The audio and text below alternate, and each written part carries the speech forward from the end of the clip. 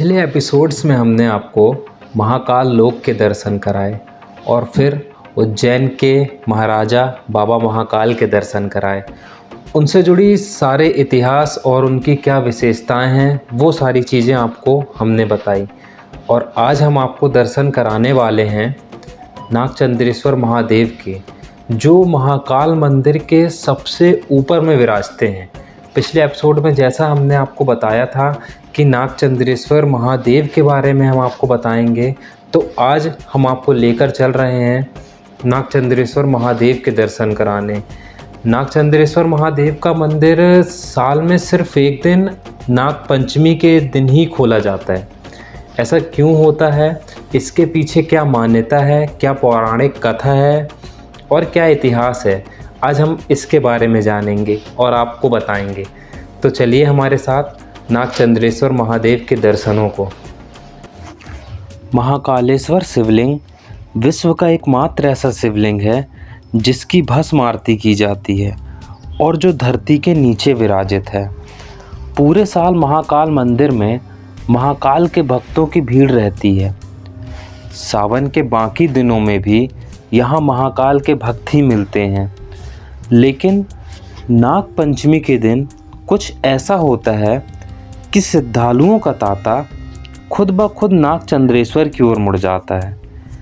इस ज्योतिर्लिंग में महाकाल सबसे नीचे तल में विराजे हैं।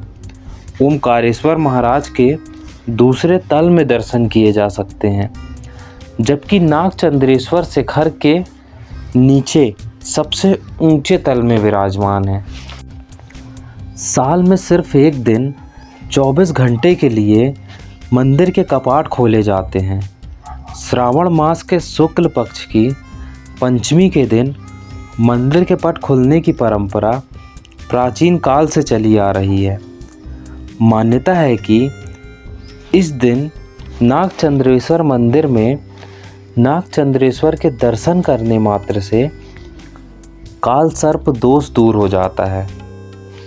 इस मान्यता को समझने के लिए उस पौराणिक कथा को जानिए जिसने नागचंद्रेश्वर मंदिर की महत्ता को इतना बढ़ा दिया।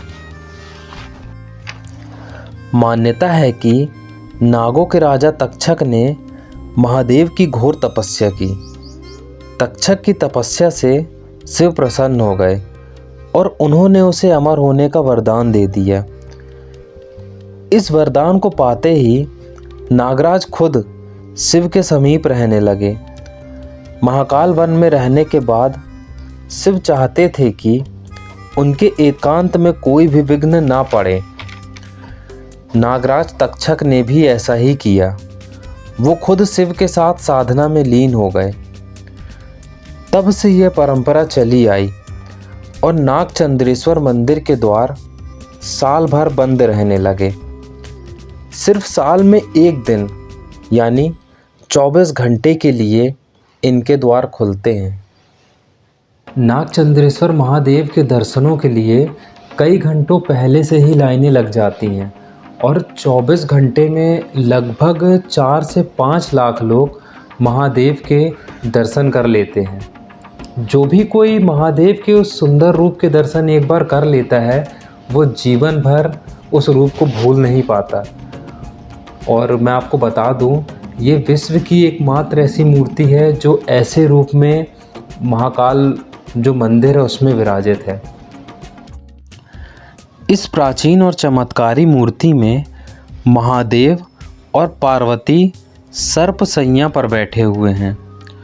उनके ऊपर 7 फनों वाला एक नाग है। शिव पार्वती के साथ उनके वाहन नंदी और सिंह भी विराजित हैं। शिव जी के गले और भुजाओं में भी नाग लिपटे हैं। साथ ही एक तरफ भगवान गणेश और दूसरी ओर कार्तिकेय विराजित हैं। ऐतिहासिक साक्ष्य की अगर माने तो ये मूर्ति 11वीं शताब्दी में नेपाल से लाकर यहाँ स्थापित की गई।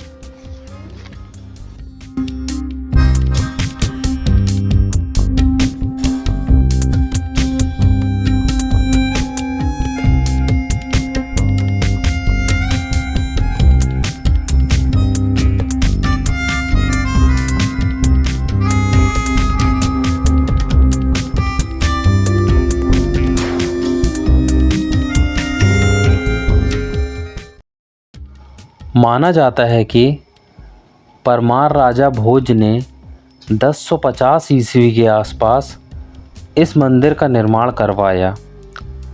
इसके बाद सिंधिया घराने के महाराज राणोजी सिंधिया ने 1732 में महाकाल मंदिर का जीर्णोद्धार किया, लेकिन कभी भी किसी भी काल में नागचंद्रेश्वर मंदिर की परंपरा से कोई छेड़छाड़ नहीं की गई। चाहे वो मुगल काल हो या अंग्रेज़ों का राज, नागचंद्रेश्वर मंदिर के द्वार साल में हमेशा एक बार खोले गए। नागचंद्रेश्वर मंदिर करीब 60 फीट की ऊंचाई पर है। पहले इस मंदिर तक पहुंचने में भक्तों को दिक्कत होती थी। यहाँ पहुंचने के लिए सीढ़ियों का रास्ता तो सकरा था ही, मंदिर के द्वार भी बहुत छोटे हैं। दर्शनों के लिए भक्तों को झुककर यहाँ पहुँचना पड़ता था। लेकिन अब केदारनाथ मंदिर समिति ने IIT रुड़की के एक्सपर्ट की मदद से लोहे की सीढ़ियों वाला दूसरा रास्ता बना लिया है। अब ज़्यादातर श्रद्धालु इसी रास्ते से नागचंद्रेश्वर मंदिर के अंदर पहुंचने लगे हैं। नागचंद्रेश्वर महादेव के शीघ्र दर्शनों के लिए भी VIP कैटेगरी की व्यवस्था है, जिसमें 250 रुपये के भुगतान के साथ आप नागचंद्रेश्वर जी के शीघ्र दर्शन कर सकते हैं।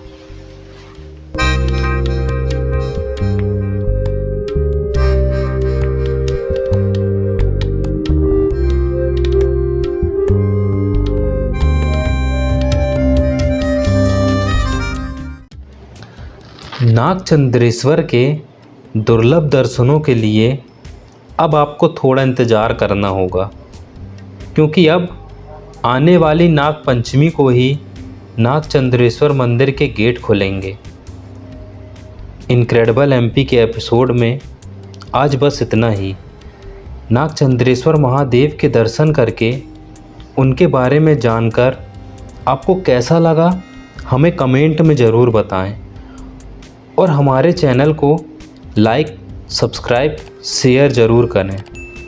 नमस्कार, नर्मदे हर, जय नागचंद्रेश्वर महादेव की।